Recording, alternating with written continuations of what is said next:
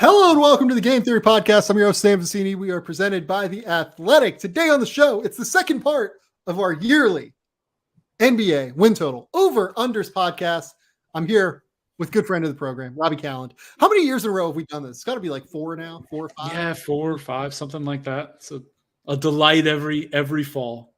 It's great. A delight every fall. We love it. We enjoy it. We hope that you enjoyed the Western Conference version where we were heavy on the unders. I don't know if that's going to change here because I think that my big overarching thing about the league I'm realizing is I think that there are a lot of tightly bunched teams. Mm-hmm. I think that the bottom outside of like the way bottom, so like from 26 to 20, they're all competing. They're all like pretty good teams and they all have a chance to like steal games here and there. From 20 to 6 or 5 or so, there are a bunch of great teams there that I think are going to be vying for playoff spots, vying for play-in berths, and like probably in that 40 to 50 win range somewhere. And I think that what I'm recognizing is that I'm coming back toward the middle on most of these numbers. Like I'm coming toward like the 40 to 45 win number. It feels like a lot of the time. Yeah. I mean, I think, and if you look at the standings last year, it's kind of how it shook out. Like you just had a bunch of teams in that just over 500 range. I think there were 6 teams that won 50 games, which felt like a lot. Like when I look back, I was kind of surprised, but there was also nobody that won. There's the 160 win team. You had the Suns, but there were a bunch of like low 50s teams. And I think it's just indicative of what the league is right now, which is pretty, like you said, competitive at all of the tiers. I think there's less separation between some of the tiers right now. But also at the same time, I think when we're talking about over-unders, you eventually have to find the people who are going to lose these games. Because if you're going to be optimistic about a lot of these teams, somebody's going to fall short of expectations. And I think there's just some losses cooked in right now because I think the natural indication of fans is to feel optimistic about their team. So I think for win totals, you're usually going to have more unders than overs just because fans want to bet on their teams over, just from a public perspective. And so it's usually a good sign if you have a few more unders than overs on the card, but we'll run through it. Let's get after it. Yeah, and wasn't there a point where like people did a study on player props, and it was like you could make money just by betting the under blindly system on like every player prop because of injuries at the end of the day. Right. Yeah. And there's just like because the thing is with win totals, there's just enough that'll end up as like a crazy high variance that it knocks a bunch of others down. Like you just have somebody smokes their win total by 8, and you knock 3 teams down by 2. Yep. And that can be enough to swing it, and so just naturally that tends to be what happens. Yeah. Okay. Let's dive in. We're going Eastern Conference NBA win total over unders. We're starting with a team that's near and dear to Robby Kalland's heart, the Atlanta Hawks. Yeah. Robby covered the Atlanta Hawks for a while. Grew up in the Atlanta area, right? That's a correct fair sentiment. The Atlanta area. This over-under is 46.5. They acquired DeJounte Murray this offseason. They did. Lost Kayvon to the Sacramento Kings, who, by the way, we didn't talk about getting Kevin Huerter with the Kings. Right. He's good. Like, I love Kevin acquisition. Huerter. Good one. Yeah. It's a killer acquisition. Not a lot of defense. He's not terrible at defense. He's okay. He's fine on defense. He's fine, but he's like a fine team defender, and that's the problem in Sacramento is there's not going to be a lot of team defense. Anyway, it's a lot of Sacramento talk at the top of the Hawks section. Hawks are 46.5. Feels right. I think I lean under, like we talk about 45 win. You just saw what happened in this NFL game. No, what happened? I don't have it up. Oh my goodness. The Chargers got down to the 3. Oh, sweet. And not my Chargers. Not my Chargers. Yeah. Justin Herbert just threw a interception touchdown. Oh, not my Chargers. 99. That's very Chargers, though.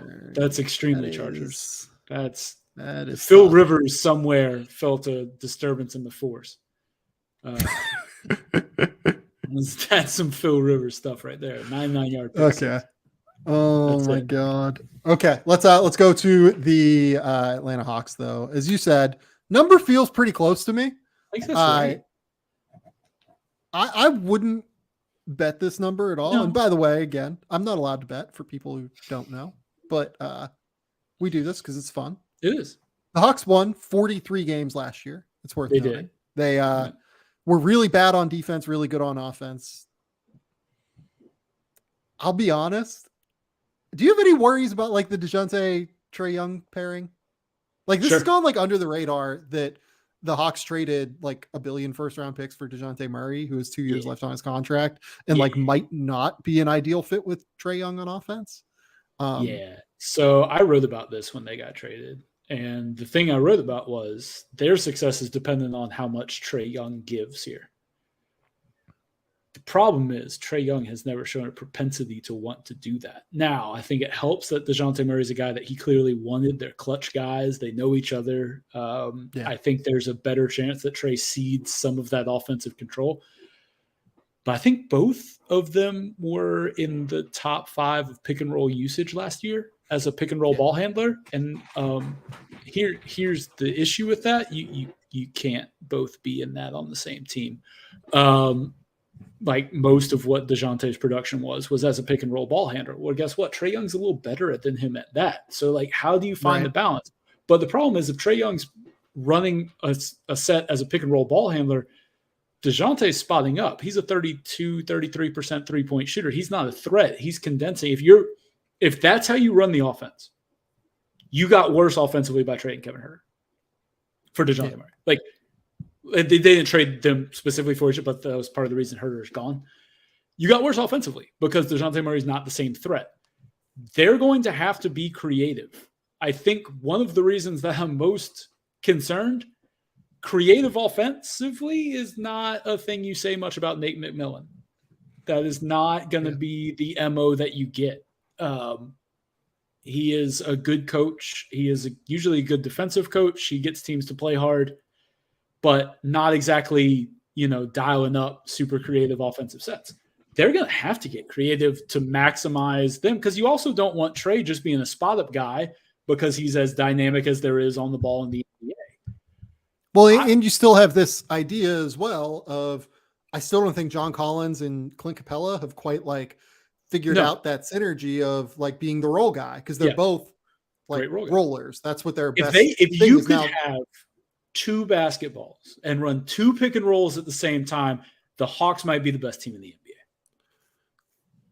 That's unfortunately not how basketball works. I'm just saying they have 2 great pick and roll tandems. Yeah, they do. Trae and Clint, DeJounte and John, mix and match how you want. It'd be great. If you could run 2 pick and rolls at the same time, nobody would defend the Hawks. And by the way, you can do this like in staggered bench units, but the thing is that Trae is only going to play or only going to be off the court for 12 minutes a game. So like he's got a bunch. So it's really interesting. And like I get it. Like defensively, obviously it helped. You have a point of attack defender now. You did it. Yep. And I think you have a good defender at all 3 levels now. So you have Clint Capella at the rim, you have DeJounte Murray on the outside, and you have DeAndre Hunter, who I still think is a solid wing defender on the ball. So I think you can kind of handle everything there. I totally understand the upgrade on the defensive end. DeJounte Murray also a pretty good rebounder for a guard, so he will help them in that respect where they didn't necessarily have that all the time. However, the offense thing is really like, can they still be an elite offense with this grouping? And that's a genuine question. Like, I'm with you. Yeah. Like, if you have DeJounte Murray, Trae Young, DeAndre Hunter, or Bogdan Bogdanovic, John Collins, and Clint Capella all on the floor, that's going to be your closing lineup. Either Bogdan or DeAndre. Like, that's spacing gets cramped with that group pretty quick. Especially if Trae's on the ball. And you just I'm with you. Like there's questions, and it comes down to like how much will Trae let DeJounte do the things that DeJounte's best at? And can they get anything out of DeJounte as an off-ball player? Because he's gonna have to learn how to do that. Like you just have to be better off the ball if you're gonna play with Trae Young. Like you have to be, because you can't you can't balance ball handling duties 50-50 because then you're just giving up too much with Trae. Trae's too elite at that as a passer, as a shooter, as a scorer, as a finisher. He's too elite at that to say, we're going to split this thing. No. Yeah, like Trae is genuinely one of like the best offensive driving forces, like maybe in like league history that are under 25, right? Like he's phenomenal. I mean, I don't think that's an exaggeration. That's how good Trae Young is. He's an incredible offensive engine. Yeah. And yeah, I don't know how DeJounte complements that, but like I can see it. They working, should be better defensively though. But they're going to be better defensively. But it's like how much better do they get defensively? How much worse do they get offensively, especially in key moments? Yeah. It's tricky. I think they're probably right around this number. I think I might lean under just because I think there's some other weird variables there. Like they keep trying to trade John Collins. They just keep doing it. And I don't quite get why. I guess it's because you're just in on Capella. And like you said, that fits weird. But like John Collins is a really good basketball player. But John Collins is good. They might trade him at some point. Here? Like he's really, really good. And he's not even on like a deal that cripples you. Like he didn't get a max deal.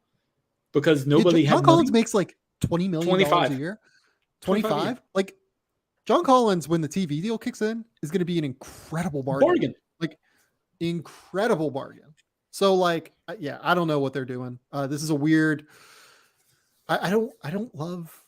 Like I love the way that they evaluate draft picks. I think they do a really good job there. I think that's why they built up the accumulation of talent that was so valuable. I also still really like Onyeka Okongwu. They're going to get he's good. 48.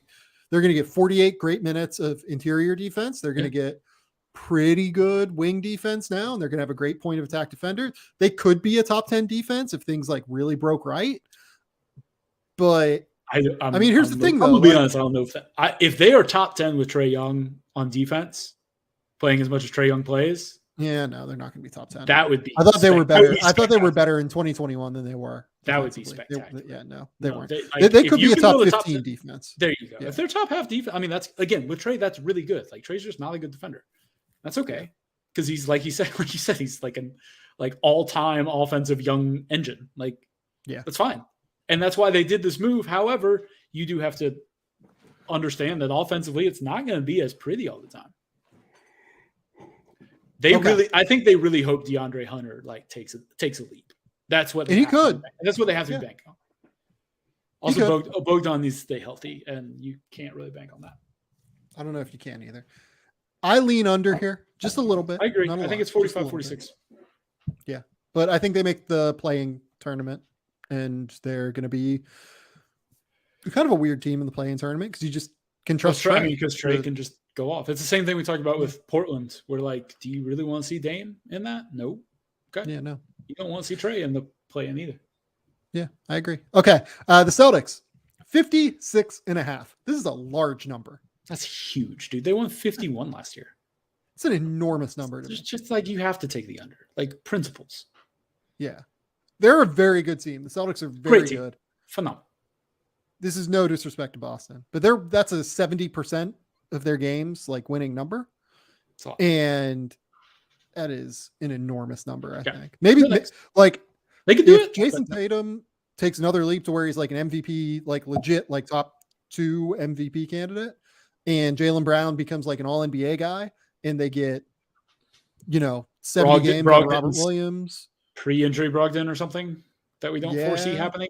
You get, maybe Grant Williams does an extension. Maybe he doesn't. You get contract Williams. There you go. Like there's opportunities for 60-win Celtics, but there's a lot more opportunities for 55 and below.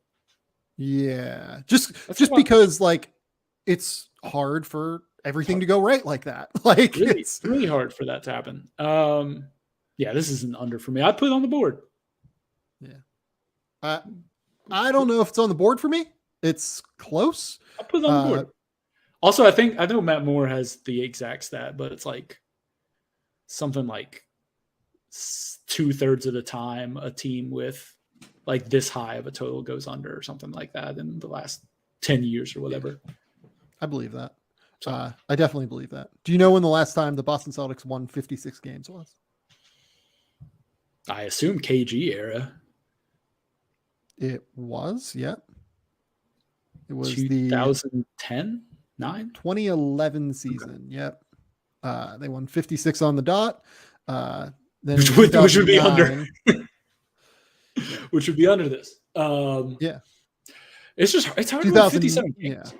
It's hard to win 2009, they won 62. 2008, they won 66. 2008 is the year they won the title. Right. 2009 is the year that, they were obviously one of the best teams in the league. Yeah, I mean, it's just hard to win 57 games. It's just really fucking hard to win 57 games. Hard to win that many games. Like, it's not. This is not like Boston's going to be bad. Like, they rightfully are the favorites for the 1 seed, but like that's just so many games. Yeah, it's a principles play basically. They are so deep though. Like they can withstand a lot of injury, good, dude. Which is part of why like you might feel a little bit better about this than others. They're really good, but also like we're talking about how good the East is. Like we're going to talk about this. Yeah. Like there's a lot of like there are 4 teams with 50 plus and a 49.5 in the East. Yeah. It's a lot. It's a lot. It's a lot of wins out there. It means there's a lot of losses out there. Okay. Next up, the Brooklyn Nets, 51.5. You think I'm touching this? I might be. I know which direction I'd be leaning. I mean, lean under, but get this team away from me. There's just way too much that can go wrong for this team, I think. Yeah. Like, look, I don't think you will find a bigger, like, Kevin Durant mark than me in NBA media. Sure. Like, I adore Kevin Durant. I adore his game. I kind of love him just, like, being unabashedly himself. But, like, in what world can you trust a team where the second and third best players are Kyrie Irving and Ben Simmons? And, like, I'm excited to watch this team. I've said, like, I sneaky think that they can be good. Sure. Like, I think that this could be a team that, like, contends in the East. Which is insane. And, like, Kyrie Irving, theoretically, if he doesn't get swallowed up by the Alex Jones conspiracies that he's tweeting or Instagramming out, apparently, he is going to play every game this year, like, or every game outside of Toronto this year, right? Like, or be eligible to play every game. I was about to say, he'll play 60 games. Yeah. I mean, look, Kyrie Irving over the last 3 years has played 20, 54, and 29 games. Even early in his career, he was someone that would miss like 20 to 30 games, 51, 59, 71, 75, 53 in his first 5 years. Yeah. He just is someone that like tends to miss games here and there.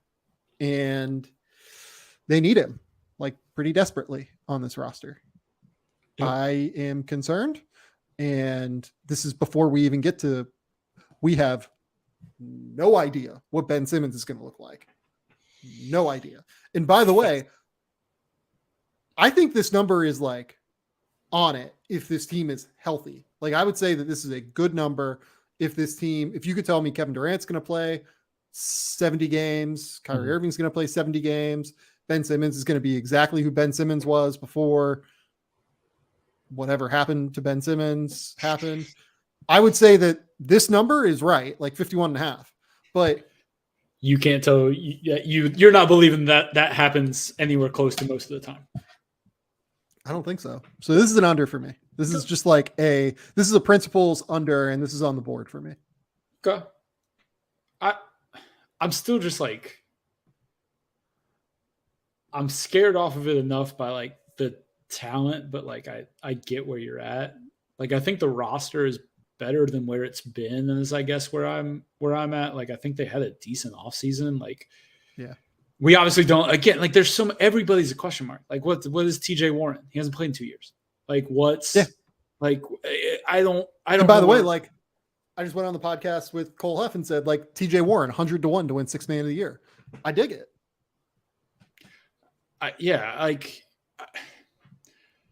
I just, there's so many questions for me. I see enough possibility for this to go right, but like I don't know if they have the right staff to get this to go right. Like they want to fire everybody. They want I don't know how you come back from this, but if there's anybody who is, I guess, defiant enough to do so, I think it's KD. scares me enough. I agree. Like it's an under because there's a lot of outcomes that are under this. I'm just scared of putting it on my board. Yeah. That's all. Like KD is enough to scare me. Yeah, and like I think KD is one of the 10 best players of all time, 15 best players of all time. So like I get it, but very good at basketball. Yeah, maybe this isn't. It's an option to put on the board, is what I would say for me. There's just too much that can go wrong here. I think as much as I am fascinated by this team. I think they have a lot of talent, and like Royce O'Neal's an interesting acquisition. TJ Warren, you're going to get a full season of Joe Harris, hopefully, right? Like, yeah, there's quite a bit here to be excited about. It's just like, I mean, I just don't know that I trust everyone involved here. Yeah. Okay. Let's go to the Cavaliers. 47.5. This is over for me, baby. Riding with this might be on the board. Riding with the Cavs. Yeah. I like it. Like they won 44 last year and had some real injury issues. And then you had Donovan Mitchell, you get Ricky Rubio back. Because that was a problem. Like they didn't have the backup ball handler once Rubio went down was a real issue. You got a great front court. You've got, it's hard. You'd be hard pressed to talk me into the under on this. And this is another super number, by the way. So yeah, by the way, this is not on BetMGM, which is where all these numbers come from. This is off the board at BetMGM. Superbook number is 47.5. The Cleveland Cavaliers are one of two teams in the NBA. I've said this previously on the podcast, that have 3 2022 All-Stars on their roster in Jared Allen, Darius Garland, now Donovan Mitchell. Mm-hmm. None of those guys are Evan Mobley, right, who is their best asset. Like, arguably like the linchpin of everything that they do, especially defensively, with the way that they were able to play 3 bigs last year. This team won last season. Oh no, Herbert got hurt. Yeah, he went down 44 games last year. Yeah. So you're telling me that I need 4 more with Donovan Mitchell? Yeah. I only need 4. I'm good with it. I'm riding the Cavs. This team is so deep. Like Dean Wade is like a super valuable player. I think that like there are teams that should like look to acquire Dean Wade. He's a like mobile defender. He can shoot. Dean Wade, like somewhere, like you could tell me Dean Wade is like their second or their 5th starter, or you could tell me he is like out of their rotation because they're so deep. Like they have Robin Lopez, they have Kevin Love, they have Chetty Osman, they have Karis LeVert is still on this roster, by the way, is like an awesome 6th man option. Kevin Love, their second 6th man of the year option, like last year. Well, like that's they're a loaded team, and Ricky Rubio's back. Moving Karis LeVert from guy you have to depend on to like create constantly to microwave off the bench is such an upgrade in terms of what he's being asked to do and comfort for him. Because he really was not great towards the end of the year for them. Like after they acquired him, like he had some struggles because like he had to carry a big load, especially when Garland was off the floor. If you can not have him tasked with that much creation, like that's big. Hi, dog. Yeah. So yeah, no, let's throw it on the board. Cavs over. Talk me into it. I'm in. Okay. The Hornets, 36.5, Robbie. Can I throw a fake trade at you here? Just off rip that I've been just mulling over in my head and need a platform for. Oh God. So here we go. So here's my thought. We've been trying to ship this Miles Turner business to Charlotte for years now, just as a collective of NBA Twitter, right? It's not happening. We need to move on. However, it doesn't mean we can't get Miles Turner involved in a trade that sends somebody to Charlotte. Okay? Here's what I'm thinking. Gordon Hayward goes to Indy. And like there's other pieces that are going to have to go into this, picks and everything. I'm an idea man. I don't finish the drill. Okay? This is where the general manager, this is where Kevin Pritchard and them, they get paid. Mitch Cup, they get paid the big bucks for this. Sure. Hayward goes to Indiana. The Pacers get their reason for fans to buy tickets, right? Miles Turner goes to Chicago, who needs more defensive presence on the inside, needs less of a post scorer because you have DeMar DeRozan. You don't need Vucevic taking post touches. And you send Vucevic to Charlotte, where they get more interior scoring, which they need with Miles Bridges gone. I think we fixed some problems with everybody here. Now, obviously, I think there's more pieces and stuff. I think Charlotte probably would like a little more coming back in this. Indiana would like a pick from somebody. But I think we fixed some issues that Chicago has with their roster because Vucevic and DeRozan just butt heads too much on where they want to be on the floor. Turner can space the floor in a way that Vucevic also does, but you're kind of wasting Vucevic if he's just a spot-up guy and he doesn't feel involved. Like he's a guy that needs post touches. But DeMar DeRozan's better at that than him, or you want DeMar on the ball more. So you get Miles Turner there. They get a rim protector, which they don't really have right now. Pair him with the Paul on the wing. You got some good defense. You got some mojo going. Lonzo on the perimeter. Caruso. Like I like what we do for Chicago there. Indiana, you keep building some picks. I don't know who. Somebody, probably Chicago, ends up sending like a lotto protected first in this thing. And then Vucevic goes to Charlotte, and you just kind of embrace being a good offensive team, but you take some of that burden off Alonzo because he can create in the post. Anyway, that is the trade that should happen. This is staggering, but this trade actually like works via the trade machine. Look at me. I came up with this in the shower like 2 nights ago. Why am I thinking about this in the shower? Can't tell you, but I have no idea how you did this, but you did do it. I think it makes sense for a lot of parties. So I think the Pacers would want something because I don't know how much value. I don't picks. I think they get a pick from Chicago and maybe a second from Charlotte. I don't think Charlotte gets better here because Gordon Hayward actually like becomes important because of the Miles Bridges thing. I understand that, but I think it changes a little bit of the dynamic. And you can just go ahead and start shifting towards younger. I don't know. I'm an idea man here. I think Chicago definitely comes out ahead on this, which maybe I should post this in the Bulls section. Maybe it's instead of Hayward, maybe it's like, do you want to give up like, because the money wise, you have to. It's got to be unless it's Terry and PJ, which they might think is too much. You can do Oubre too, can't you? I always forget about him. Yeah, you can do like Oubre and like PJ or something to Indiana maybe, but like I don't know. I'm percolating. Yeah, well, here, what if it's Oubre and PJ Washington to Indiana? Yeah, I like that. I just know Indiana's been like in the Gordon Hayward sweepstakes forever, so I'm not sure if they just want to sell some tickets this year. So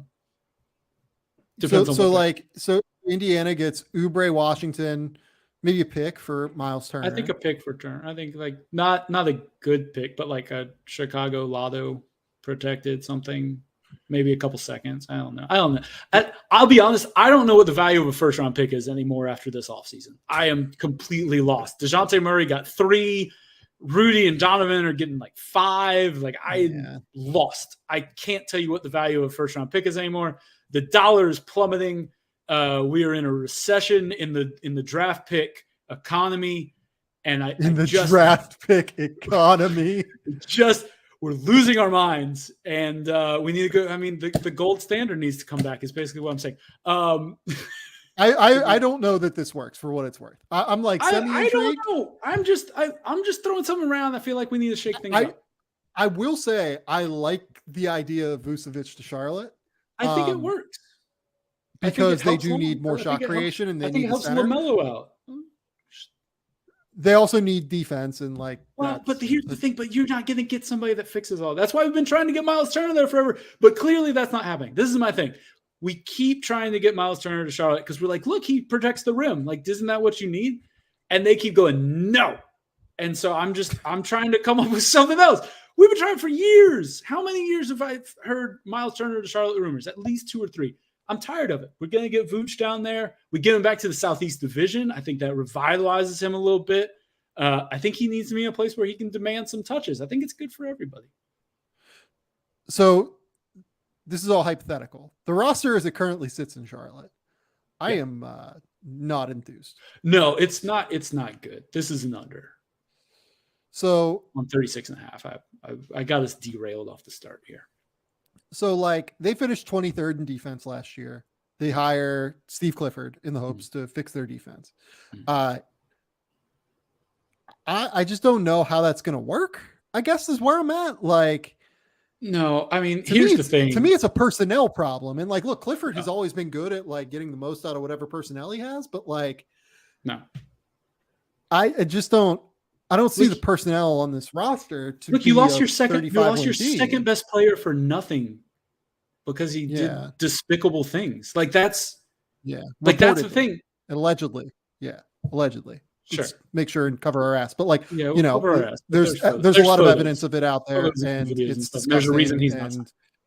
So there's a reason he's not signed. It's gross, and let's just speak through about so like, but like that's the thing is like if you lose your second best player, and there was like all-star buzz about him last year. Like you lose your second best player for absolutely nothing. Like you're just gonna struggle, and they were already a team that didn't have the margins for this. They were already a thin team, particularly at secondary scoring creation. Like you said, like I think there's a chance that they sell off some stuff. I don't think they want to, but I think they're in a position now where they kind of have to consider it. I don't think they ever want to. I just don't know where the team is going. Like, and they were going to build around LaMelo and Bridges, and now you can't do that. And I really don't know where the pivot is. Like, I just don't, but I think it has to involve you start shopping stuff like that. And maybe that's the idea of if you want to try to be competitive, that's the trade idea. But there are trades out there where that's not the case, where you're moving Hayward or you're moving Rozier to somebody who needs a ball handler, looking for a 6-man type. That's a contender and wants to move a pick for him. Like there's moves they can make to get considerably worse. I don't think they want to, because the idea, like the thing is like LaMelo is not the type of guy that you want to put through a rebuild, right? Like that's just, it's not going to go over necessarily well, but like, I don't know where they go that you don't. Like it's such a miserable position to find yourself in as an organization, to think that you're on this trajectory and have it completely derailed. And I don't think they know, which is why I think they've been stagnant this offseason. I certainly don't know where they go, but just like looking at this roster, it's not good. The issue I come back to is I have no idea where they get secondary scoring from. Like Terry Rozier is a good scorer. Gordon Hayward is a good like secondary ball handler, can average, 15 to 18 points a game, let's say. LaMelo is obviously going to be like a 27-7 guy like he was last year. Maybe he improves a little bit and gets a little bit better. But like you're relying a lot on Kelly Oubre, maybe like for shot creation. He averaged 15 a game last year. Behind him, I don't know where the scoring depth comes from, unless James Bouknight is much better than what we saw last year or didn't see last year, given that he barely played, which to me like kind of says something. Yes. Charlotte just drafted Mark Williams. So like, I don't even know that they're in the market for like a long-term answer at the center position. Like they might see Mark Williams as their long-term answer. How about a team that's drafted a center in the first round, like every year for 5 years? Love that. I mean, it's been like Mark Williams and Kai Jones and, keep swinging. They took Nick Richards and Vernon Carey in the second round and gave them guaranteed picks. And PJ Washington like plays minutes at center. Right. So like, no, they just keep drafting them. It's kind of funny, honestly, in like in a tragic way. A little bit tragic, I think, but like, I'm skeptical of where this entire thing goes. I guess. I think to me it's an under. I lean under. It's a big drop. Like they won 43 last year, which kind of surprised me. And new coach, like, but the new defensive-minded coach. That like look like Clifford's an incredible defensive mind, but like his teams weren't that creative offensively. And like LaMelo like thrives on that like open court creativity. I don't know. I'm not enthused about this It's just roster, I guess. It's like I said, like it's just a bad situation. Like it's a Yeah. bad situation it was already like murky, and then you literally take the second best player away. Like it's just I don't know what you even say about it other than like it's a lean under, but I don't want to. I just don't want to play anything on it, but I definitely wouldn't invest in the optimistic view on them. Yeah, no. LaMelo rocks. Like I love watching LaMelo Ball play basketball. Yeah. Okay. Chicago Bulls, 44.5. So it's worth remembering with this number that Lonzo, it seems like, is not going to be ready for the start of the year. Yep. They won 46 games last year. Yep. That was after with DeMar. After a very hot start. That was with DeMar playing 76, Zach LaVine playing 67, Lonzo playing 35, Caruso only playing 41, and Pat Williams only playing 17. So they won more games last year without like a great amount of health. Honestly, like I think they got a little bit unlucky with health. I think this is an over. I think it's like a solid over. No, I like it. Maybe I'm crazy on it. I think the concern is that other teams around them get better potentially, but yeah. I would agree. Like I don't see why they can't win 46 again. So, yeah, I mean, I like you said, like it's hard to figure out exactly what this team is because I still don't like some of the fits.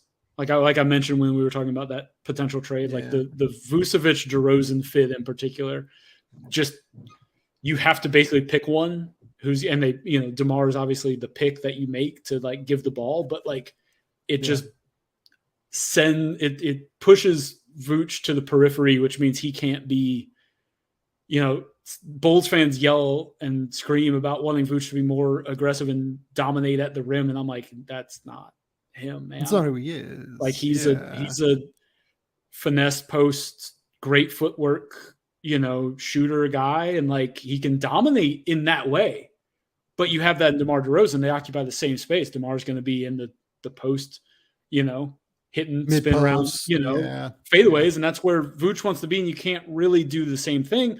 And obviously you're going to pick DeMar, especially if he has a season like last year. So I just don't love the fits. I think there's some moves to be made. And I'm interested to see what Karnisovas does, especially if they start the year off a little flat. Like if they're a 12-12 team early, like where do they start to look? Or do they start to look anywhere? I agree. Like I think if you can, they were not healthy last year and we're above this. I think if you feel like last year wasn't a complete mirage from DeMar, and I don't think, I don't, for what it's worth. I don't think it was. I don't think it'll be necessarily that good. But again, like he doesn't have to be quite that good if they're healthy. Like there's that stretch where he was having like Harden type numbers when they were really hurt and like scoring. But here's the thing: like you get probably similar number of games from Zach LaVine.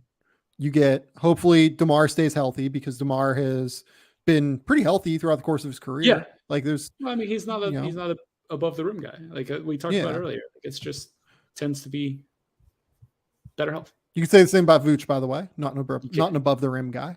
LaVine and Caruso kind of flies around the court and gets elbowed in places.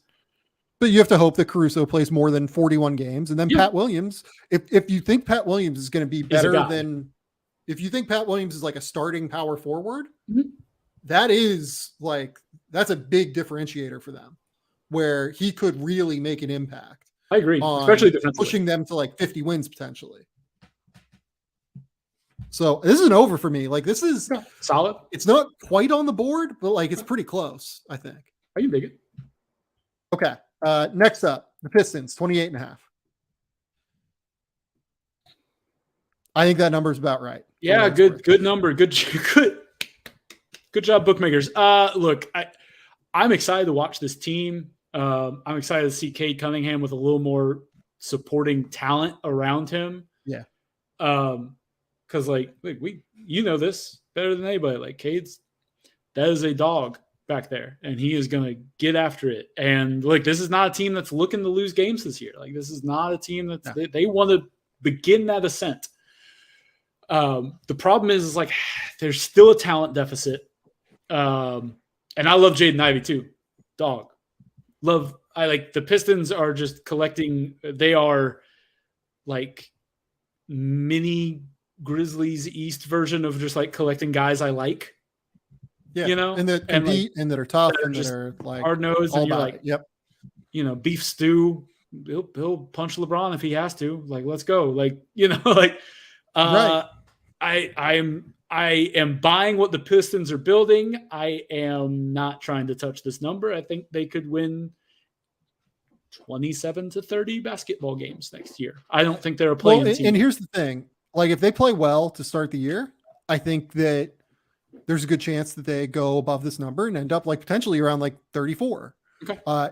If they don't play well, like by the time February rolls around and they're like completely out of the playoffs, because the Eastern Conference playoff picture is very good, do you shut guys down because you want to get in the mix for Wemby? Do you want to get in the mix for Scoot Henderson? Do you want to get in the mix for, you know, X, Y, and Z at the top of the draft, Cam Whitmore, right? Like, I think that there's a potential decision to be made for them given where they sit in the Eastern Conference hierarchy, unless Cade just completely goes takeover mode from game one this year and averages like, you know, similar to LaMelo last year, 27 and 7 and it's like borderline all-star, which I think is like a real possibility.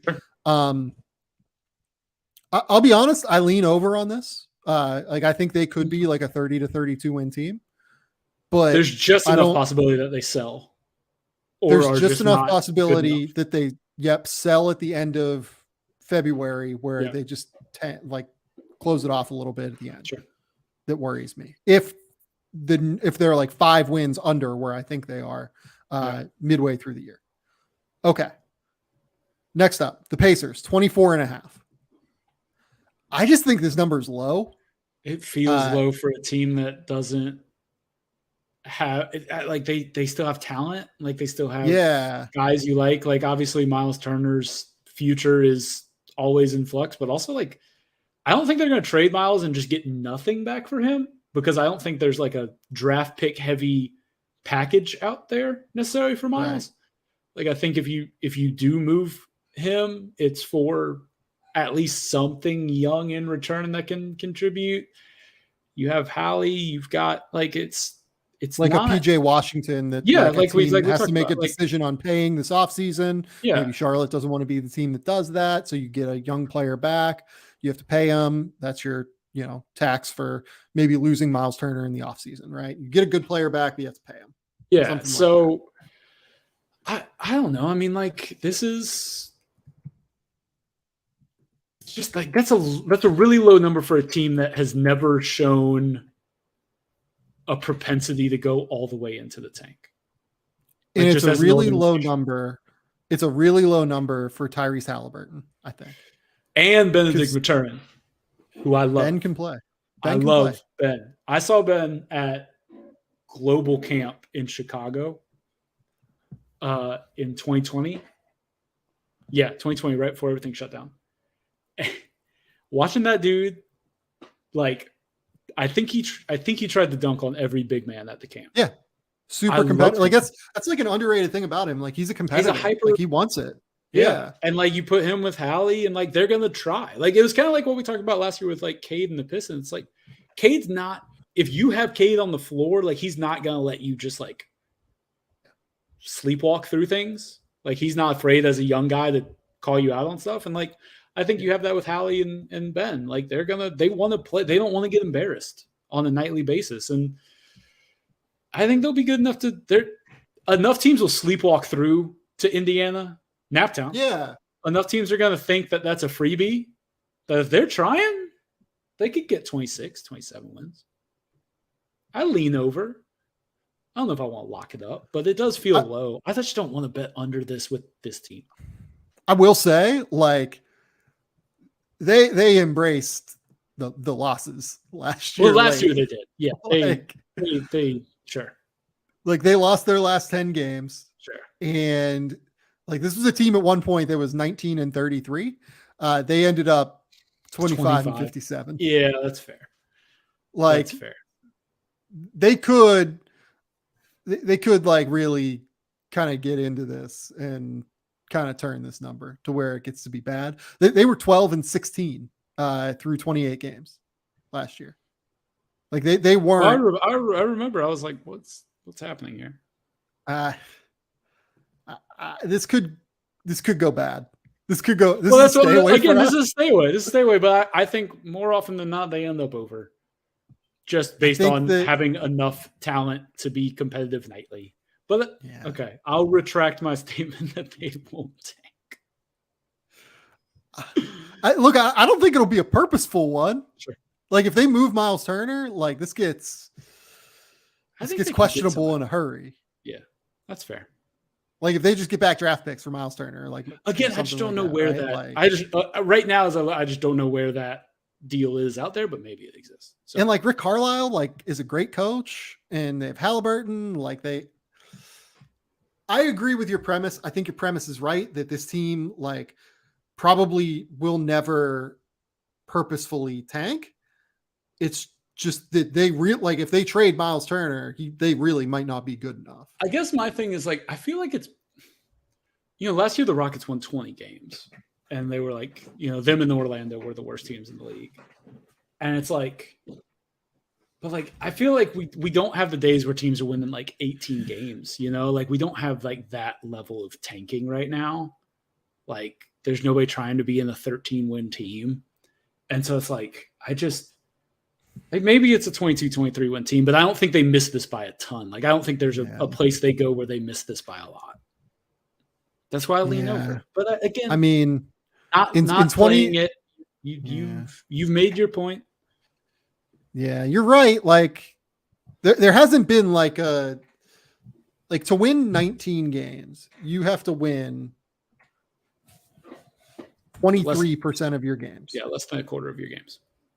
Like there hasn't been like the Rockets in 2021 were pretty close to that, like disaster level.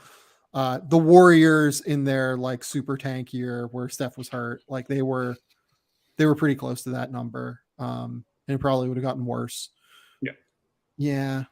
Like the Knicks in 2019 were really bad. You just have to go all the way into it. And like, I don't know. I believe in the Pacers having just enough talent.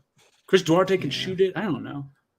The front court's pretty bleak beyond Miles, though. You're right. Yeah, I mean, like I'm a Terry Taylor guy, and I enjoy Isaiah Jackson and his athleticism at least, but I don't know if they're quite ready to like lead a 500 team necessarily. No, but that's okay. You don't have to. You just have to win 25 games. Yeah. Okay. The Miami Heat 49.5. Am I going to bet the Heat under again? Probably. I'm not. I'm in. You're in? You're in on Heat culture despite the fact that they have a worse roster? Only they lost like PJ Tucker. But I mean, I guess PJ is that's meaningful. Like that's meaningful. Like I'm not going to lock this up, but I'd lean under. I think there's just better teams in the East than them. But they do, again, they play hard in the regular season. It matters. So, like, Jimmy Butler is probably going to play somewhere between, somewhere around 60 games because that's about what he plays every year. He played 57 last year. Tyler Hero played 66. We might get contract year Tyler Hero. We got Bam Adebayo, who only played 56 last year. Yeah. And my hope would be that Bam stays healthy for the full year. If Bam stays healthy. And Bam wants to be DPOY really bad. Yeah. Like if Bam stays healthy, this should be pretty doable. Sure. Yeah. I mean, I kind of buy Miami. Like, I think that this is just a cultural thing where you buy this team and you should feel good about them. And like, why would you worry about a team that's led by Jimmy Butler, Kyle Lowry, Bam Adebayo, like just hyper competitive dudes that are like going to compete every single night they're on the court and win NBA regular season games. Yeah, it's funny. It's like I don't feel great about the Heat, and like I'm like Kyle Lowry did not look good in the playoffs, like all playoffs. Like it wasn't just a conference finals thing. Like he was not good in the playoffs, but like maybe that doesn't matter in the regular season if he can be, kind of back to normal, and maybe he just gets tired towards the end of the year. But I'm a little worried about Kyle Lowry taking a step back. I'm a little worried about like some of the guys that kind of popped last year, maybe coming back to earth a little bit. Don't you dare say that Max Strus is coming back to earth. I'm just saying Max Strus and Gabe Vincent might. Just a little bit. See, but like, so here's my thing. Like Miami's like track record of development is pretty good at this point, right? Like sure. they've done a good job of. Yeah, and I think they're guys like Caleb Martin also like is a find that was valuable for them last year. Yeah, I just think they're good enough. Like at the end of the day, like I trust this team to win games. Like, and I trust the human beings involved here. I guess. Maybe you're right. Like, I'm just leaning because there's so many teams that are like high up here that I don't know. I could be wrong. Here's the other thing. Like if Jimmy Butler is not like assuming Jimmy Butler doesn't suffer like a major injury. If Jimmy Butler plays 70 games, they go way over. Oh yeah, no, 100%. Like I'm not locking it up. I'm just a little lean. I think over for me. The Milwaukee Bucks 53.5. So I'll just be clear on Milwaukee. Milwaukee is the team that I just have the most confidence in every single year. I said over last year. We did this last year, and but it took like Chris Middleton missing 16 games, Drew Holiday missing 15, all of it. Giannis missing 15, Brook Lopez missing the entire year. Grayson Allen missed 16. Like they had a lot of guys miss games here and there, plus the Brook Lopez factor. I think that doesn't really quite happen this year. They also hopefully get Joe Ingles back like mid-year. Yep. This is an over for me. I trust Giannis. Like that, I'm probably not going to bet it, but this is an over for me. I trust Giannis. I can put it on the board over. I also would go out in search of whatever there to win the East, like top seed. If there's a top seed thing out there, Bucks number 1 seed would be on my list. Yeah, they won 51 last year. Like, and it felt like they had a mediocre season. Yeah, over. I think over. I think over is safe here. We can kind of motor. I don't even know that like we need to talk about that one extensively. No, I think it's self-explanatory. Because here's the thing: this team last year was 14th in defensive rating. If you get 55 games out of Brook Lopez, I would venture that they're top 10 pretty easily in defense. And I feel good about their offense because their offense is run by Mike Budenholzer and has Giannis Antetokounmpo. Like there's just not really a reason to worry about that. So if you get normal injury luck here, I think that this team wins 54 games pretty comfortably. Yeah. That's kind of it. Okay. Next up, the New York Knicks, 39.5.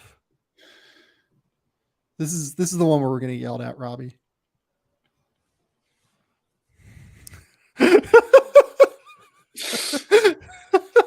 You want to go first? I'll go. This under. So they won 37 last year. They won 37 last year. I'll preface this by saying I have been impressed by the strides RJ Barrett has made. I think the extension was a solid number. I think I like it. Obi Toppin looks like an NBA player, which is a big step from his rookie year, where there were some scuffles, but I like the way he played last year. Yeah. I still like Mitchell Robinson as a rotation big man. I don't know about starter, but like he's a very solid center. And like Jalen Brunson's a good basketball player. However, they're just outgunned, man, in the East and really against most of the West. Like they're just not good enough. It's a talent deficit. Like there's not much you can do. And we're deep into the Thibs era, which usually historically does not go well. Like we're deep. What year is this? Is this 4, 3, 4? This is year 4, correct? This tends to have a taper off effect. The message starts to get like the guys start tuning out they worked really hard to get Donovan Mitchell and then didn't.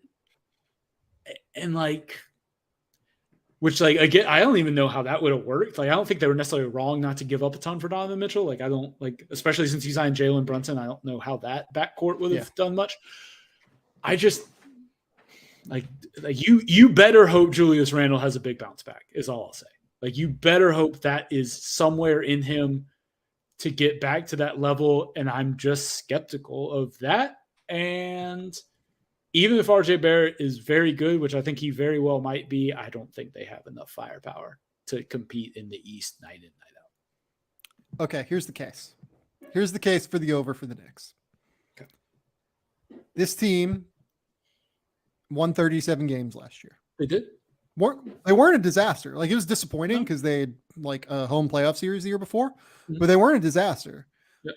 They were 22nd in offensive efficiency, 11th in defensive efficiency. They go out and get Jalen Brunson. Jalen Brunson's going to make their offense just run better, and they're going to be more dangerous offensively. It should be better. They have a lot of young guys that should show continued marginal growth. RJ Barrett should get better. Obi Toppin should be better. Emmanuel Quickley should be better. Quentin Grimes should be better. Mitchell Robinson just turned 24. He should be better. Like, a number of guys here. They also go out. They improve their roster. They get Jalen Brunson. They get Isaiah Hartenstein, both of whom like should be pretty useful for them. Professional center. I think this number is basically dead on. I lean very slightly over because in my brain, what my brain tells me is they basically retained everything off of their team last year. I know that they actually like stayed really healthy last year for the most part. Like, that's a thing to consider here. Like, Julius Randle played 72, RJ Barrett played 70, Fournier and Burks played over 80, Mitchell Robinson played 72, Emmanuel Quickley played 78. Like, they had a lot of guys that stayed healthy, but you're going to get more than 46 games out of Quentin Grimes because Quentin Grimes is good. You're going to get more than, or like, Obi Toppin also played 72 games, right? Like, so they had guys that played a lot of games. But you're going to get all of these guys that are hopefully healthy this year. Like, we haven't seen injury problems with any of these guys really in the past. And hopefully they stay healthy and continue to stay healthy. And you're going to add Jalen Brunson, who should make the offense run a bit better while not tanking the defense. So is that worth 3 games, basically, is what it comes down to, along with the internal improvement of the young guys? I kind of think yes, acknowledging that not all of this happens in a vacuum, because like the Eastern Conference is going to be better this year and it's going to be harder for them to find wins. I think the number is dead on, is what I would say. And I lean very slightly over, but I think the number is right. I'm not locking this up, but I just think like it's hard for me to see how this team is like anything better than 500, and that's a game and a half over this total. Like that feels like a really, really high level outcome for this team is 500. Just because, like you said, like the East it's just going to be a brutal day in, day out. Like I think they are closer to where Portland is, to go back to what we talked about in the West, than they are to where, I don't know, like in Atlanta is,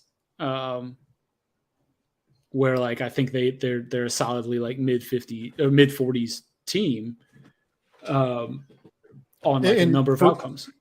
For what it's worth, in that exact vein, exactly similarly to Portland, the Knicks are the 10th team in the East and hit at 39. As we said in the West last time, it has not been exactly like a high level track record of teams finishing 10th in the league. Usually now obviously Charlotte was 43 wins in the 10 seed last year. So like last year was kind of the outlier in that. But the year before was Charlotte at 33. The year before that was Washington at 25, but that was like the shortened year. So like, but still 25 is like a crazy number in terms of low. Miami was 39 in 2019. In 2018, Charlotte was 36. In 2017, Detroit was 37. In 2016, the Wizards were 41. I don't know. Like the track record is like a little bit better than what you would think. It's not like great, but it's not. It's still unlikely that the team that finishes 10th gets to 40 wins, which is what you have to get to. And so that's my issue. Is like I'm trying to figure out like who I would pick them to potentially be better than. And I just think and I think it spells out in the kind of the way that the win totals are this year is like there's a pretty big gap between like it's the Bulls at 44.5 is the next lowest team. Like there's a pretty sizable gap. And like if you're talking about team talent, like the Bulls are better than them in a lot of ways. So it's just like for sure. I just think there's a talent deficit, and it's not to say that they don't have some guys. It's just I worry about the Thibs factor. Year 4 tends not to be a guy that gets the most out of his teams longer into his tenure. Tends to get the most out of them early in his tenure. They did that. They had success early with Thibs. Doesn't usually go as well the longer he's in a place. I think this is close to where they were last year, 38 wins and just a little bit under. But like you said, like, look, they were close on this and they did get better. I just don't know if they got better enough for everything around. Yeah. Don't yell at me. The Orlando Magic are up next. 26.5. I don't know if I'm drinking the Franzia too much. I don't know if it's a little slap the bag this summer. I'm a Paolo guy through and through. I love me some Paolo.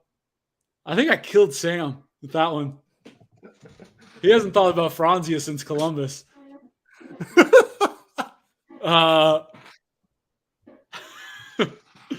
If Franz is going to start hitting threes and people are going to start tweeting Franz is slapping the bag. Slap the bag. It will be me tweeting that. And 12 people will get it who are degenerates in college on NBA Twitter. That's incredible. I don't think I'm gonna be 100% honest. I don't think there were a lot of people that are on NBA Twitter that played slap the bag that were like that in college. Sure. I'm gonna be honest. Like just knowing I've been to summer league, man. I know how a lot of these dudes roll. I don't think there's a lot of that.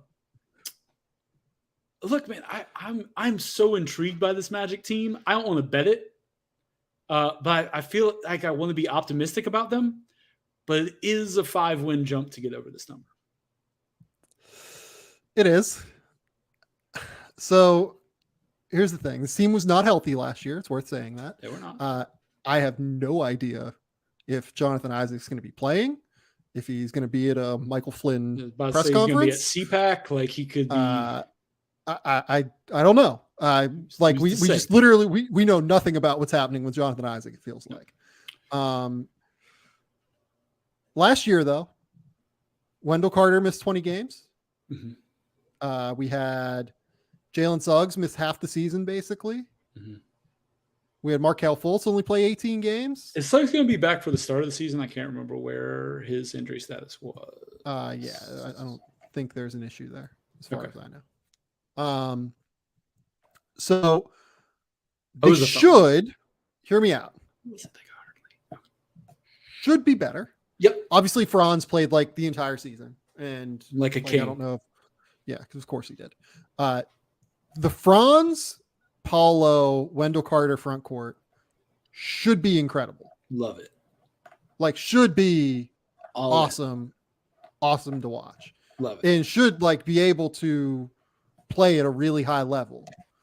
And here's the other thing. That trio in the front court should unlock Markelle in like a pretty real way if Markelle is playing the point. They can also push the pace finally. And he can push the pace. They can push the pace because they have 4 guys at the very least on the court at once that can handle the ball and dribble up and down the court. Markelle Fultz is going to have space to drive and get into the mid-range, get to the basket, which is what he excels at now. Really high-level passer playmaker, like average 5.5 assists with almost like a 3-to-1 assist turnover ratio. Markelle's a really good defender. I actually kind of like this roster. Like, I'm going to be real. Like, I think that this roster is like, let's go. I thought you were setting me up to say something about like an under here. Like, I thought you were like trying to like build them up and then knock them down. I love that. Like I did with the Knicks. Like, I thought you were doing what I did with the Knicks, but like, I love that you're, let's go. I'll be honest. I think we get a Jalen Suggs bounce back. If the shot comes back at all from what it was in college, he should be much better. I think Orlando. He's also a really good defender.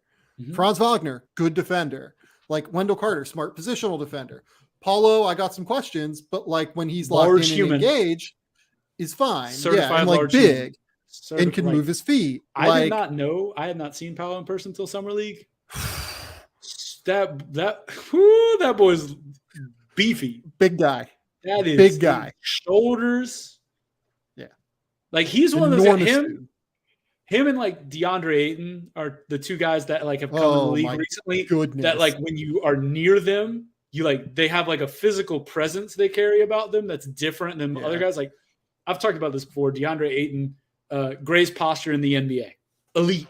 Yeah. Elite posture. That dude is 7'1" and stands 7'2". Impressive. Yeah. Makes you feel like the small, like I've done interviews with him. I'm 6'2", and I feel I've never felt as short. And like I've been around Shaq, he just stands like another level of tall. Paolo, he's listed 6'10". That man feels like just being around him, he vibes are much bigger than what he's listed at. Yeah. Like him going up against Jabari was eye-opening in terms of who had the NBA body right now. Oh, yeah. That's Paolo. It was like for sure. Yeah. It's like, wow, okay. Paolo's ready right now. And like, again, like if you're talking about like the young teams that are going to take a step forward, like that helps. Like, the draft is not necessarily about that, but he's going to look better this year than a lot of guys because that dude's ready to play 70 games in the NBA physically right now. He is not going to be worn down. Yeah. I think this that is also an over. Helps. I think this is an over. Let's put it on the board. Let's be Magic optimists. Honestly, let's do it. Let's put the Magic on the board. Let's do it. Yeah, I'm here for it. Like just for fun. And guess what? We'll play slap the bag if they go over next year. We're slapping the bag at Summer League. Slapping the bag at Summer League. My goodness. When the Magic go over next year. It's gonna be slapping the bag at Summer League 2023. Orlando Magic over 26.5. I don't even know if that's a hashtag. I don't even think we can hashtag it, but we can do something. The Philadelphia 76ers 50.5. I have no real idea what to do with this number because a lot of it depends on what James Harden is. Sure. Like I my immediate reaction is over because I think that part of me thinks that like they might not totally care about the regular season. They might just like kind of coast through and get to the playoffs because that's really all they're going to be judged on. But part of me also thinks Joel really wants an MVP. And part of me thinks that Tyrese Maxey is ready for a jump. And like, here's the other thing. James Harden. Well, like also James Harden was only with them for 22 games last year. Yeah. Or 21 or something like that. I can't remember what, but like was not there for long last year. So they didn't get like a ton of, value out of him and still won 51. So I like adding DeAnthony Melton. I think that was an underrated acquisition. I think that was a really good use of a draft pick. Like if you're talking about like a team right now that needs to win. Yeah. I thought that was a really nice draft night move. I'm still kind of surprised the Grizzlies did that, but obviously they want to clear some space for their guys. But wanted to clear some space for David Roddy. There you go. Hey, but I would change my tune on the Grizzlies if you told me Kenneth Lofton Jr. plays all 50 games, 25 minutes a game for his two-way. Kenneth Lofton Jr. is a winner. Let's do it. Winner. 6th man of the year, Kenneth Lofton Jr. on a two-way. Can't believe I didn't get in that. Anyway, Yeah, I like the over here because, like what you said, like Joel cares about the regular season. We've talked about that many times on this podcast. Like that matters. Yep. And I think they just got better. Like you had PJ Tucker, you had DeAnthony Melton. Like they just have a better roster than they had last year. Particularly when you factor in they had a roster spot for half the year that was being unused. Yeah, that's true. Ben Simmons is gone. That's very helpful. The Philadelphia 76ers also acquired PJ Tucker. They also went out and got Daniel House, who's like not a terrible wing. He's like a good Trevlin Queen for whatever. He might not make the roster though. He should make the roster, I would think. I think they. I saw. I don't know. Maybe I thought they had they were a weird kind of crunch with 16 guys, but I could be wrong. They are, but I would venture that like Bassie and Isaiah Joe go before. That's Trevlin Queen will make it. Yeah. But maybe I'm wrong about that. No, I think you're right. No, you're right. That's on. I forgot Bassie. Was probably the album. Nonetheless, though, you're right. This team is much better, and they won 51. They're better. I think this is a solid over. I'm not. This is a weird number. This stinks, doesn't it? What do they know? Is this just them being people are down on James Harden because he was garbage in the playoffs? I feel like I feel like people just think James Harden's bad now. This number, the more you think about it. What am I missing with this number? That's yeah, dude. I don't. This is an over for me. I'll put it on the board. This is a clear over. On the board. Right. See, we keep putting overs on the board. We have a lot of unders, but we keep putting overs on the board. We lean under. We're optimistic people. That's why. You know what? I've always said that about us. Yeah, the two of us. Very optimistic. Okay. The Toronto Raptors, 46.5. I think this number is basically dead on. I don't really want anything to do with it. And I think they could, because they could make a move. They, like we mentioned when we did the Spurs, they could be the Pirtle team. I think they are going to add a center at some point, but I don't know for what. I don't like betting against the Raptors because they try hard and they're well coached and they have good talent.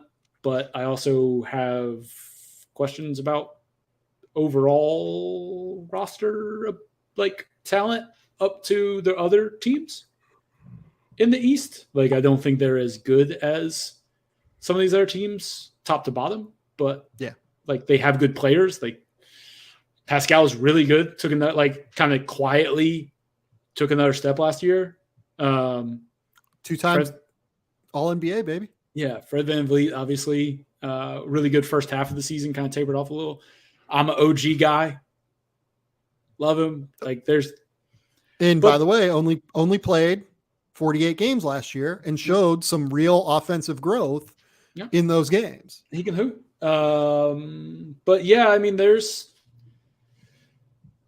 I don't think they're done with this roster. And that also spooks me off of this. I think there's moves they make, because the other thing is, it wouldn't surprise me if they stumbled, it wouldn't surprise me if they restructure it in a way that is more future facing, because they do have some extension stuff. Yeah. I don't know. Gary Trent's there. Gary Trent, he can shoot it. Well, and Fred VanVleet. Did Fred didn't I mentioned Fred. No. I don't think so. Fred has not signed an extension yet. So and he is a free agent this offseason because he has a player option for 2023-24. Correct. So contract year, Fred. Yeah. I mean, if we're leaning. Yeah, go ahead. Where are you leaning? I think this number is dead on. I have so many overs. I think I have to lean under. Yeah, 46.5. I'm gonna say 46. I'm gonna say they're a 46-win team. They won 48 last year. I'm gonna say they're a 46-win team. I think there's 2 losses out there from a couple better East. Yeah, I'm gonna say they so here's the big thing. So part of the reason they were so bad last year is their bench was terrible for a big part of the year. Mm-hmm. And theoretically, the moves that they made this offseason, getting Otto Porter Jr. I like that. keeping Thad Young after acquiring him at the deadline, keeping Chris Boucher, like, you know, some of these moves could theoretically improve their bench. Also, like Precious Achua, like made a big leap last year that people kind of ignored. It felt like for a time, he could be like an option for them at center, like long term, to where they don't need to go out and acquire one, which is interesting.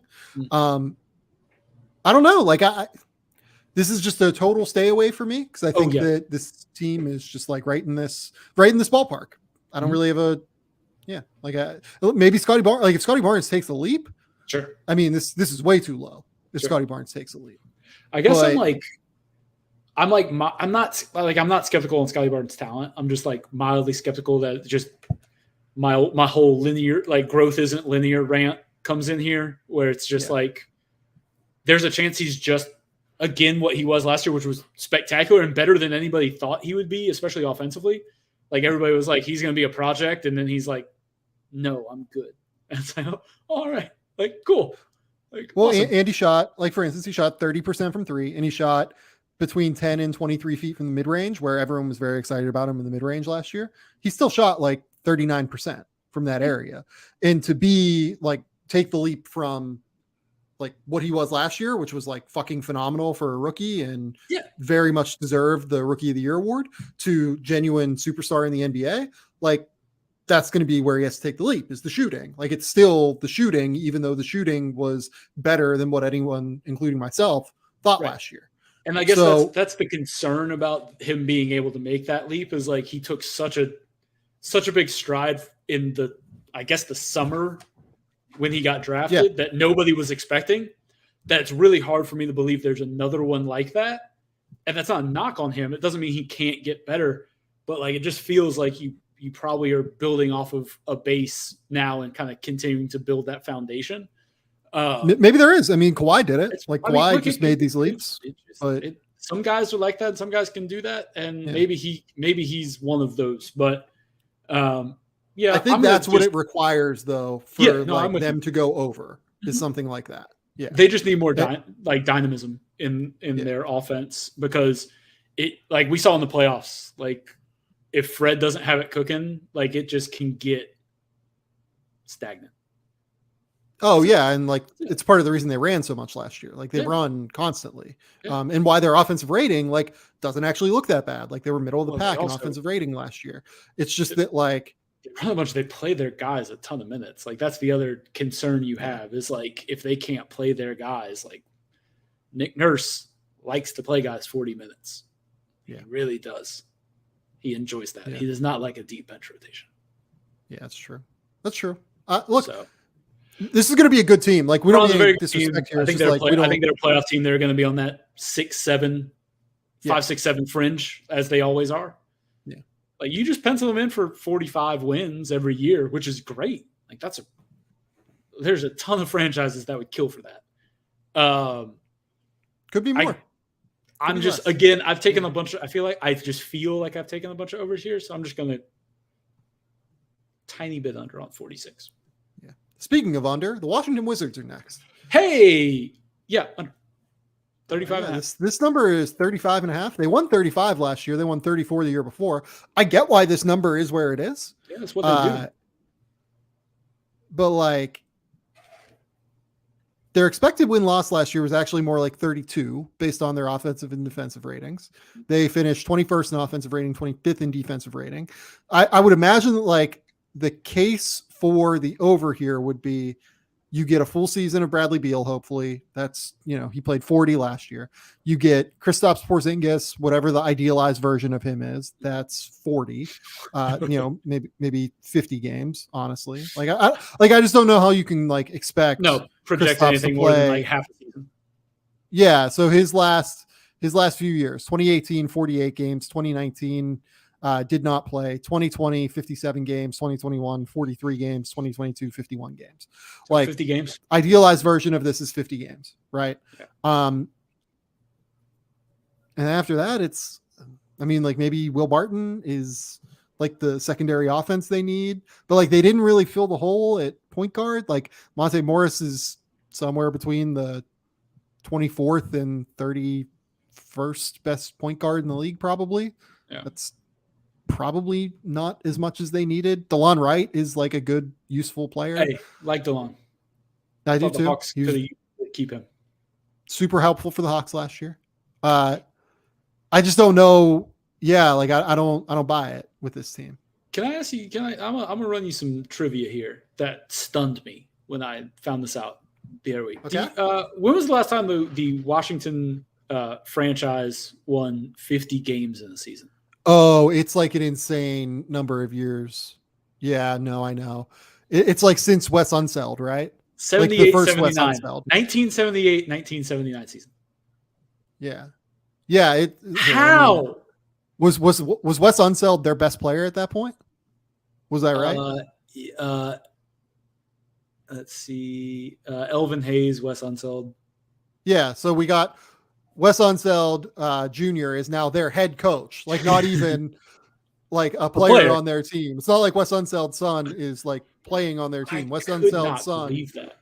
Because they won 49 and 17. 49 was the best they've come since. But like 70, like there's not like every other franchise has done that. Like even the bad ones. Even like the franchise you would think like Minnesota, Sacramento, all of them. They done it. New York, they've all done it. 78, 7, that stunned me. Couldn't believe it. Anyway, under you want to talk about like talent disparities. Look, man, like I think they're closer to the Magic than they are to the Hawks and Raptors and Bulls, right? At what point? So here's the thing. So this is going to be a sad note to end on. I think this is the most depressing organization in the NBA. Just straight up. Like it feels like right now you're waiting for your best player to eventually like ask for a trade, right? Like that's just what it feels like at this point because they've been stuck in the middle for so long. They haven't won 50 games in so long. Yeah. You continue to get these middling first round picks. Your evaluation staff continues to take like these lower upside swings. Like Johnny Davis is young, but like I didn't love like his like I thought Johnny Davis like maybe a solid starter. Yeah. Corey Kispert, I thought maybe a solid starter. Rui, I think I had it like 22 on my board when they took him at 9. Denny Avdia, actually, like I liked the Denny Avdia pick, but I thought Denny Avdia is like a solid starter. They haven't taken a real upside swing in a while, and like it's just it shows like it's bleak. And like it's the same. And like the thing is, like you would think a franchise that, like we said, has not won 50 games since 78, 79 at some point would say like let's do something. Like and yeah, I mean it's just I don't know. And the thing is like we talk about we don't know where Charlotte goes from here. Like what does Washington do? Like what's the path? What's the 5-year plan? 3-year plan? Let's say 3-year plan in Washington. It's very obvious they're just not going to do it. Like well, right. It's trade Brett. Yeah, the very obvious path here is to trade Bradley Beal, bring in picks, bottom out this year. Do it this year so that you have a chance at Victor Wembanyama, Scoot Henderson, those guys. They decided not to do that for reasons beyond my comprehension. If you're ever going to do it, this is the year to do it. Especially with like only a few other teams going down that road. Yes. Like you'd have a pretty good shot at one of those 3 at the 14% odds. Like you could get there pretty easily. Because like the other thing is like you could get something for like Kyle Kuzma is like a valuable asset to like trade. Yeah, like right now, like you could get something for him as well. Yeah, Kyle Kuzma's good at basketball now. Like that's kind of gone. Like I feel like people know him as like he wasn't quite good enough to be the starter. The runway like bubble jacket. Octopus pants things like he did the other day. But no, Kyle Kuzma last year averaged 17 points, 8 rebounds, and 3.5 assists while shooting 45-34 from the field and from 3 and like actually is switchable and like useful defensively. Kyle Kuzma is good at basketball now. Just straight up. You could get something for him. You could get a pick for him. You could get picks for Bradley Beal. You could move guys. Like you have a few valuable guys. You do not have enough valuable guys to compete. Yes. And you're right. Like what is their best case scenario? Let's say Bradley Beal stays healthy. Everyone on their roster stays healthy the whole year, even though they have guys that like continue to get hurt, right? Like Kristaps, for instance. Everyone plays 80 games. They play well. What happens? They win 45 games, 43 games. I mean, like I think the best case scenario is pretty close to 500, and you're the 9 seed. So what's the point? I guess is what I'm saying. Stubbornness at this point. Yeah, like I don't know. That's it. I mean, like that's the only thing. Like they are, because the thing is, like they're as far as like franchise position, they are where the Kings are. They just don't have as much of a fun team as the Kings. Oh, this team is work. I don't understand why this team's over under is higher than the Kings. The Kings are a better team than this team. Yeah. I'm just saying like franchise position in terms of just like what's the upside? Yeah. Like the Kings are in the same, like everybody's like, what are you doing? Like, why are you trading for Sabonis? Like I think it's going to be fun, but like it doesn't make them a playoff team. And now like you gave away one of your best assets for that. And like, where are you going? Like, what's the plan to get better? And like, I don't even think you need to necessarily go in and say like, we're trying to win a championship in a few years, but it's like, we're trying to have a chance to be the Hawks, right? Like we would like to maybe if the roulette wheel hits right, we can make a conference finals. That's all you're really trying to do if you're the Wizards is have it break right. Like you know what you are, but it doesn't have to be this, right? Like it doesn't have to be this. And I think that's the frustration for Washington fans and like for us that are just like not emotionally invested seeing a team wander aimlessly in the desert.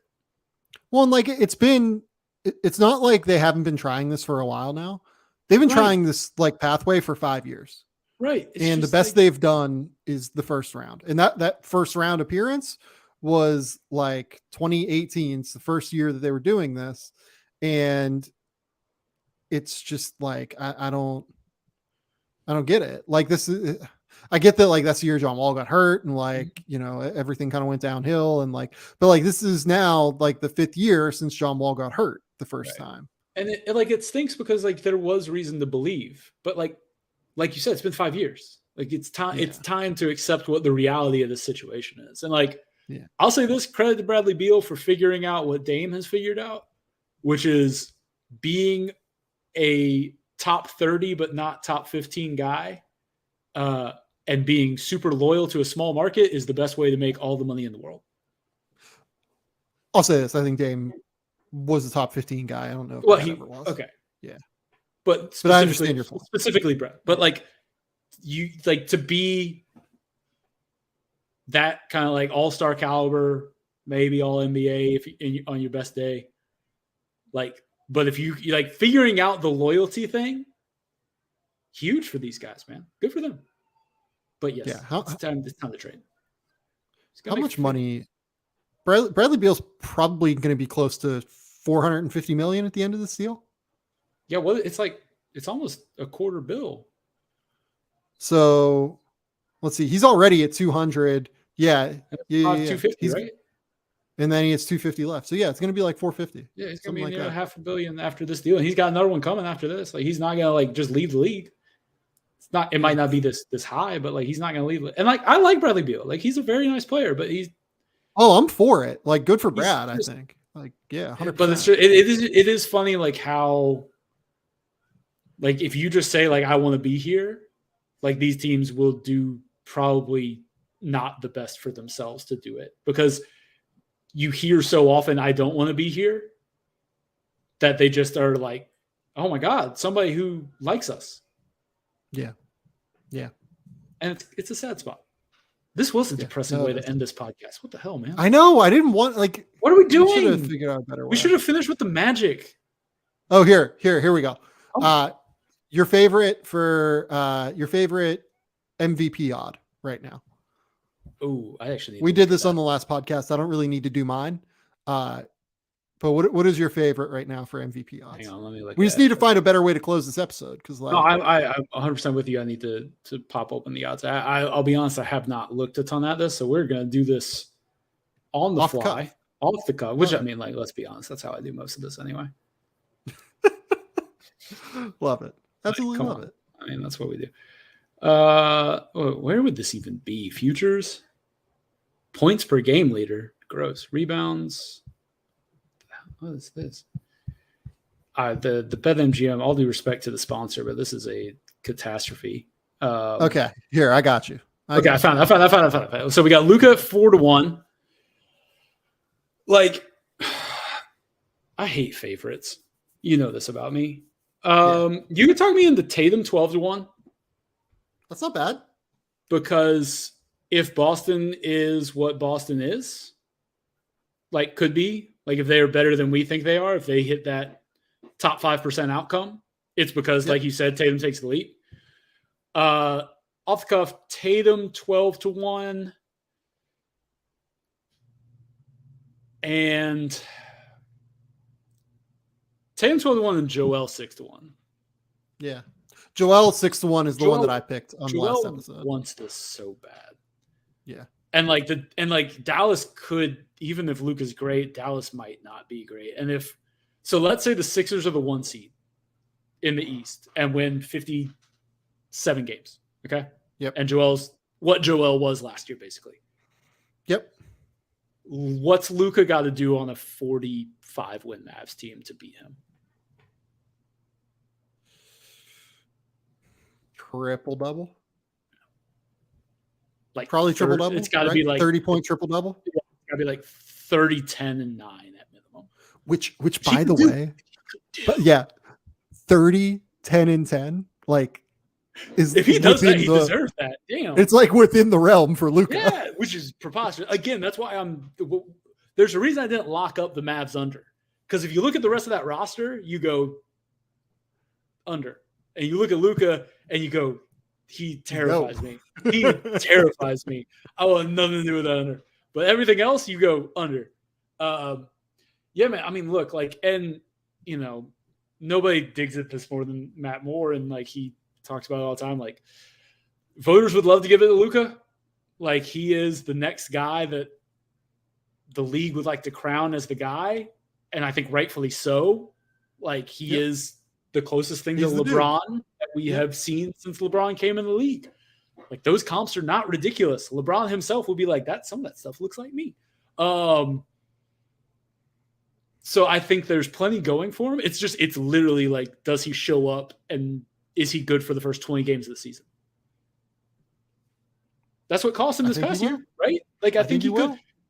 You're not going to catch me betting on the favorite because that's just against my entire ethos. Code? Yeah. You got to. A man has to have a code, Robbie. You have to. But I would not be like heavily investing in Embiid and Tatum. I just think those are the most likely non-Luka outcomes. Yeah. And Embiid at 6-1 was the one that like jumped at me. I was like, yeah. I think here's the other thing too. Like you said that like voters would love to give it to Luka. I think that this year we're going to see voters would love to give it to Joel. Especially after how last year went. Yes. I agree. As long as Joel stays healthy, they win 54 games or whatever, and he's as terrific as what we think he is. Here's the other thing too. I think his like defensive ability actually went like underrated last year. Weirdly, like he was awesome on defense last year. It often does. Yeah. So, but that's I'm with you. Yeah. No, I'm with. Okay. Our picks for the East. We have to kind of lock this down now. Okay. I said under for Nets. You were less sold. You just wanted to stay away. I'm scared of KD. If you want to put it on the board, I'll ride with you. I don't know. Cavs over is on the board. That's on the board. Hornets under is on the board. Yeah. Slap in the bag for Franz 2023 is on the board. Go. Over 26.5 for the Magic. Over 50 for the Sixers is on the board. I think that's good. That's 4. That's a solid 4. Gets us to 8 again. I like that. I like it. So Cavs over, Hornets under, Magic and 76ers over. But this is what I'm That's saying. where We're locking up overs. I feel more confident on teams We're that like- are good. And then, but like, there's just enough, a lot of leans to the under. Yeah. Okay. Who are our West ones again? Our West ones are For the people? Nuggets over 50.5. Yeah. Rockets over 23.5. Clippers over 51.5. Mhm. Spurs under 23.5. Yeah, baby. See, we got 6 overs locked up and 2 unders, but we had All right. more unders overall. Optimists, you and me, we've always said this. That's it. Since the Scoop it. Jardine days, man. I love it. This is where we're at. I'm happy with it. Robbie, before I let you go, have you watched anything good recently? Any movies when you haven't been watching football or basketball? Ooh, movies. I mean, I watch the Oceans movies a lot because that's like my like happy place. So like I can always talk about those. I mean, Top Gun Maverick was art. Oh, we haven't Cinema. talked Top Gun We have Maverick. not Top Gun I haven't seen much new, honestly, since Top Gun Maverick. Top Gun Maverick is great. Cinema. Tom Cruise is cinema. I tell you something? I'm not sure there's a movie I've ever been more excited for than the new Mission Impossible. I'm with you. It's gonna be so good. How good is Fallout? We've talked about Fallout on this podcast many times. Fallout is maybe my favorite action movie of all time. When I got super sick right after Laura and I got back from Bali, with my non-COVID illness, watched all of the Mission Impossible movies again. It's a great way to pass the time. I mean, Fallout is exquisite. I can't wait for what they're going to do next. All of 4 through 6 are impeccable. Like they're all really good, like standalone action movies. But like Fallout is just tying a bow on that entire story. Yeah, unbelievable. It's unbelievable. It's unbelievable. But Top Gun Maverick, like, please, planes goes in. Like, yeah, every time Glenn that Powell we pass throw in 104 all movie. Every time we pass it on Amazon Prime now, I'm like, I don't know, it might be a Top Gun Maverick night, and we end up watching like the Terminal. We're watching the Terminal List right now. Okay, it is a show. I will tell you that. All right. Chris Pratt is definitely in it. No. I know what you're talking about. Yeah, no, it's not. Yeah. Not for me. It's a wild ride. Only Murders in the Building. Great show. I still haven't seen the second season. Is it good? I was skeptical they'd be able to recapture it. They did a great job. Got it back. They brought it back. Look, I mean, Martin Short, Steve Martin, they're crushing it. Too good. Selena Gomez is great in it too. Yeah, she's fantastic. A bunch of excellent. Season 2, very good. Highly recommend. I will say another Hulu show on a recommendation from good friend of the program, Matt Penny. Okay. No longer on the microphone, but always in our hearts. Always. Penny told me to watch The Patient, which is the Steve Carell, Domhnall Gleeson show. Is it good? It's pretty good. All right. It's good to know. 20-minute episodes, buzz through. I like that.